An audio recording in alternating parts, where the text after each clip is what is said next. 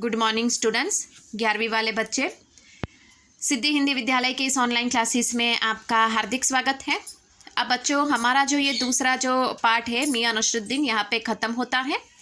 उसमें हमने देखा कि यहाँ पे लेखिका और मियां नसरुद्दीन के बीच में बातचीत हो ही रही थी और पाठ के अंत में हमने ये भी देखा कि मियां नसरुद्दीन मतलब थोड़े उदास हो जाते हैं। क्यों? क्योंकि पहले का समय अलग था कि जब ये जो खाना पकाने वाले लोग थे उनकी प्रशंसा होती थी, वाहवाही होती थी, लेकिन अब के समय में लोग पैसे देकर सिर्फ खाना खाने में ही दिलचस्पी रखते हैं।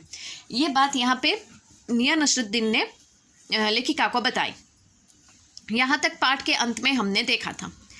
अब यहाँ पे बच्चों हमारा अभ्यास जो है वो अभ्यास की हम शुरुआत करते हैं। अभ्यास क्रम में जितने प्रश्न हैं वो सारे के सारे हम जिसकी चर्चा करेंगे आपको लिखने हैं अपनी कॉपी में। अब यहाँ पे पाठ के साथ पहला प्रश्न है कि मियां नसरुद्दीन को नानबाइयों का मसीहा क्यों कहा जाता था। ठीक है, ध्यान से सुनिएगा बच्चों। तो उसमें हमें क्या लिखना है कि मियां नसरुद्दीन 56 प्रकार की रोटियां बनाने के लिए मशहूर थे। किताब में जो रोटियों के नाम दिए गए थे मैं आपको यहाँ पे दिखा रही हूँ। देखिए, बकरखानी, शिरमाल, ताफ्तान, बेसनी, खमीरी, रुमाली, गांव, दीदा, गाजेबान, तुनकी, ये सारी रोटियों के नाम यहाँ पे हमें लिखने हैं। तो किस प्रकार से लिखेंगे ध्यान दीजिएगा, मैं जवाब यहाँ से आपको बताती हूँ। बिल्कुल उसी प्रकार से सुनकर आपको लिखना है अपनी कॉपी में। मियां नसरुद्दीन 56 प्रकार की रोटियां बनाने के लिए मशहूर है। उन्हें बकरखानी, शिरमाल, ताफ्तान, बेसनी, खमीरी, रुमाली, गांव, दीदा, गाजेबान, तुनकी आदि प्रकार की रोटियां बनाने की कला आती है। यह उनका खानदानी पेशा है। यह कला उन्होंने अपने पिता से सीखी थी। उनकी रोटियां तुनकी पापड़ से भी ज़्यादा महीन होती हैं।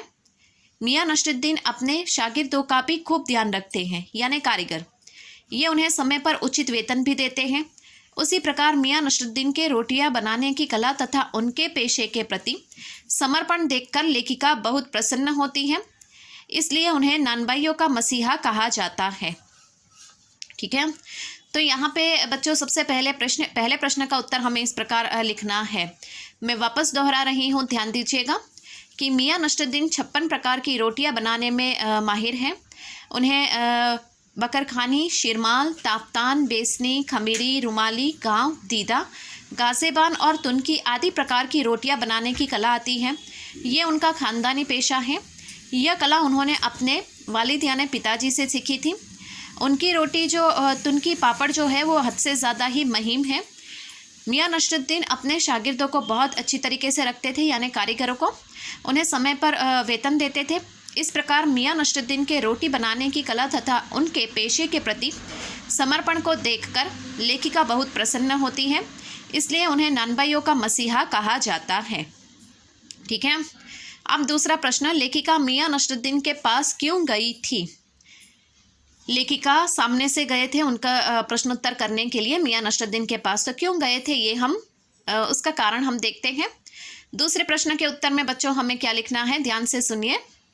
लेखिका एक दिन दोपहर के समय जामा मस्जिद के आड़े पड़े मटिया महल के घड़ैया मोहल्ले की ओर निकल गई। उन्होंने एक निहायत मामूली अंधेरी सी दुकान पर पटापट आटे का ढेर सनते देख रुक गई। उन्होंने सोचा सेवैया की तैयारी हो रही होगी। फिर पूछने पर मालूम हुआ कि यह तो खानदानी नानबाई नसरुद्दीन की दुकान है। लेखिका मियां नसरुद्दीन के पास उनका हुनर को जानने के लिए गई थी। उन्होंने मियां के बारे में बहुत कुछ सुना था। एक पत्रकार होने के नाते वह उनकी कला के बारे में जानकारी प्राप्त करके उन्हें प्रकाशित करना चाहती थी। अब यहाँ पे लेखिका, मैंने आपको बताया ना, जो साहित्यकार होते हैं वो पत्रकारिता के क्षेत्र में भी जुड़े हुए होते हैं। क्यों जुड़े हुए होते हैं? ताकि वो जो साहित्य लिखे उनके पास जो जानकारी हो वो पत्रिका में छापे और लोगों को जागृत करें। तो इसीलिए वो यहाँ पे जो लेखिका है वो पत्रकार के क्षेत्र में भी जुड़ी हुई थी। इसके लिए उनको जैसे ही पता पड़ा कि मियां नसरुद्दीन जैसे कि वो एक नानबाई है और अलग अलग प्रकार की रोटियां बनाते हैं, तो ये जानने के लिए वो उनके पास पहुँचते हैं। तो वापस मैं एक बार ये प्रश्न का जो उत्तर है वो दोहरा रही हूँ, ध्यान दीजिएगा बच्चों।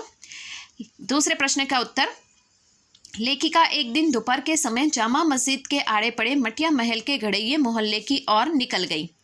उन्होंने एक निहायत ही मामूली अंधेरी सी दुकान पर पटापट आटे के ढेर की आवाज़ आ रही थी वो देखी। उन्होंने सोचा सेवैया तैयार हो रही होगी, पर पूछने पर मालूम हुआ कि वह तो खानदानी नानबाई मियाँ नसरुद्दीन की दुकान है। लेखिका ने मियाँ नसरुद्दीन के बारे में बहुत सुना था। उनके हुनर के बारे में सुनकर वो बहुत खुश हो जाते हैं और एक पत्रकार होने के नाते वह उनकी कला के बारे में जानकारी प्राप्त करने के लिए करके उनके प्रकाशित करना वो चाहती थी। इसके लिए वो नसरुद्दीन के पास गई थी। तीसरा प्रश्न बच्चों, बादशाह के नाम का प्रसंग आते ही लेखिका की बातों में मियाँ नसरुद्दीन की दिलचस्पी क्यों ख़त्म होने लगी। आपको याद होगा यहाँ पे मियाँ नसरुद्दीन ने अपने परदादा की कहानी कुछ सुनाई थी, है ना। तो लेखिका को जानना था कि वो ऐसी कौन सी चीज़ थी जो बिना पानी और बिना आग के बने। तो इसके लिए वो प्रश्न में से ये पूछा गया है कि बादशाह के नाम का प्रसंग आते ही लेखिका की बातों में मियाँ नसरुद्दीन की दिलचस्पी क्यों ख़त्म होने लगी। तो उस प्रश्न में हमें लिखना है कि मियाँ नसरुद्दीन ने जब लेखिका को अपने बुजुर्गों के किस्सों को सुनाया कि किस तरह मियाँ नसरुद्दीन के बुजुर्ग बादशाह के यहाँ नानबाई का काम करते थे और बादशाह सलामत उनके हुनर को सराहते थे, तब लेखिका ने बादशाह का नाम पूछा। मियाँ नसरुद्दीन ने सारे किस्से बुजुर्ग के मुंह से सुने थे। सच्चाई यह थी कि उन्होंने कभी किसी बादशाह के यहाँ काम किया ही नहीं था। तभी तो वो लेखिका के पूछने पर बता नहीं सके कि उन्होंने बादशाह के यहाँ कौन सा पकवान बनाया था। इसलिए बादशाह के नाम का प्रसंग आते ही लेखिका की बातों में मियाँ नसरुद्दीन की दिलचस्पी कम होने लगी। अब तक तो 2-3 प्रश्न यहाँ पे लेखिका ने पूछे थे, लेकिन अब धीरे धीरे लेखिका की दिलचस्पी मियाँ नसरुद्दीन से बात करने में क्यों कम हो गई, तो ये उसकी वजह थी। ठीक है, वापस दोहरा रही हूँ प्रश्न का उत्तर, ध्यान दीजिएगा बच्चों। मियाँ नसरुद्दीन तीसरे प्रश्न का उत्तर है। ठीक है, तीसरे प्रश्न का उत्तर, मियाँ नसरुद्दीन ने जब लेखिका को अपने बुजुर्गों के किस्सों को सुनाया कि किस तरह मियाँ नसरुद्दीन के बुजुर्ग बादशाह सलामत के यहाँ नानबाई का काम करते थे और बादशाह सलामत ने उनके हुनर को सराहा था, तब लेखिका ने बादशाह का नाम पूछा। मियाँ नसरुद्दीन ने सारे किस्से बुजुर्गों के मुंह से सुने थे। सच्चाई यह थी कि कभी किसी बादशाह के यहाँ उन्होंने काम ही नहीं किया था। तभी तो वो लेखिका के पूछने पर भी बादशाह सलामत का नाम नहीं बता पाते हैं और कौन सा पकवान था वो भी नहीं बता पाते हैं। इसलिए बादशाह के नाम का यह प्रसंग आते ही लेखिका की दिलचस्पी यहाँ पे मियाँ नसरुद्दीन से बातचीत करने में कम होने लगी। ठीक है, अब बच्चों यहाँ पे चौथा प्रश्न है। चौथा प्रश्न हम उसको भी देख ही लेते हैं। मियाँ नसरुद्दीन के चेहरे पर किसे दबे हुए अनगढ़ के आसार दिखिया मजबूर न होने का फैसला किया। इस कथन के पहले और बाद के प्रसंग का उल्लेख करते हुए इसे स्पष्ट कीजिए। मतलब बच्चों ये है, पहले प्रश्न समझ लेते हैं। ये जो पंक्ति जहाँ पे लिखी है उसके पहले जो छपा हुआ है वो, और ये पंक्ति के बाद में जो किस्सा छपा हुआ है वह, उसके बारे में हमें लिखना है। ठीक है, जवाब मैं आपको बता रही हूँ, ध्यान से सुनिएगा। चौथे प्रश्न का उत्तर, लेखिका मियाँ नसरुद्दीन के खानदान और उनके संबंधित सभी जानकारी प्राप्त करना चाहती थी, लेकिन मियाँ लेखिका के सवालों से ऊब चुके थे। उन्हें लगता था कि पत्रकार लोग निठल्ले होते हैं। बादशाह वाले प्रसंग में लेखिका के यह प्रश्न के उन्होंने बादशाह को कौन सा पकवान बनाकर खिलाया था, मियाँ के बातचीत को टाल दिया। उनकी आवाज़ में रुखाई आ गई, यानी बेरुखी। लेखिका ने जब यह पूछा कि कौन से बादशाह के यहाँ काम करते थे तो मियाँ खींच उठे। उन्होंने अपने कारीगर को आवाज़ लगाई और बोले, अरे ओ बब्बन मियाँ, भट्टी सुलगा तो लो, काम से निपटे।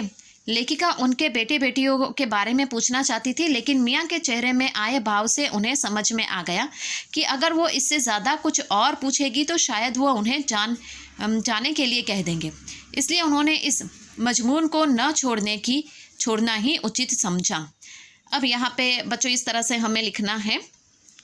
तो ये जो पंक्ति आपको चौथे प्रश्न में दी है, उससे आगे की जो घटना है उसके बारे में हमें लिखना है और उसके बाद क्या होता है उसके बारे में। तो वापस मैं चौथे प्रश्न का उत्तर दोहरा रही हूँ, ध्यान दीजिएगा। लेखिका मियाँ नसरुद्दीन के खानदान और उनके संबंधित सभी जानकारी प्राप्त करना चाहती थी। लेकिन होता कुछ अलग है। मियाँ नसरुद्दीन जो है वो लेखिका के सवालों से ऊब चुके थे। उन्हें लगता था कि पत्रकार लोग निठल्ले होते हैं। बादशाह वाले प्रसंग में लेखिका ने जब यह प्रश्न पूछा कि कौन से बादशाह के यहाँ वो काम करते थे, बादशाह को उन्होंने कौन से पकवान बनाकर खिलाया, मियाँ इस बात को टाल देते हैं। उनकी आवाज़ में रुखाई आ जाती है। लेखिका ने जब यह पूछा कि कौन से बादशाह सलामत के यहाँ काम करते थे, तो मियाँ खींच उठते हैं और ये प्रश्न का उत्तर वो नहीं दे पाते हैं। और उसी समय वो अपने कारीगर को आवाज़ लगाते हैं और कहते हैं, अरे ओ मियाँ बब्बन, भट्टी सुलगा दो, काम से निपटे। लेखिका उनके बेटे बेटी के बारे में भी पूछना चाहते थे, लेकिन मियाँ नसरुद्दीन का जो रवैया था, ये देखकर यहाँ पे लेखिका को समझ में आ गया कि अब उनको ज़्यादा पूछने पर शायद हो सके कि मियाँ नसरुद्दीन उनको जाने के लिए कह दें। इसके लिए यहाँ पे उन्होंने कोई आगे की बात नहीं छेड़ी। ठीक है, तो बच्चों इसके बाद यहाँ पे 5वां प्रश्न है। जो 5वां प्रश्न हम जो है उसकी चर्चा नेक्स्ट वाले वीडियो में करेंगे, क्योंकि हमें पाठ के आसपास के भी प्रश्नों के उत्तर करने हैं। ठीक है, पाठ के आसपास में भी जो प्रश्न उत्तर दिए गए हैं वो भी हमें यहाँ पे पढ़ने हैं, और कौन कौन से उसमें प्रश्न लिखने हैं वो भी मैं आपको बताऊँगी। तो तब तक यहाँ पे रुकते हैं। Thank you.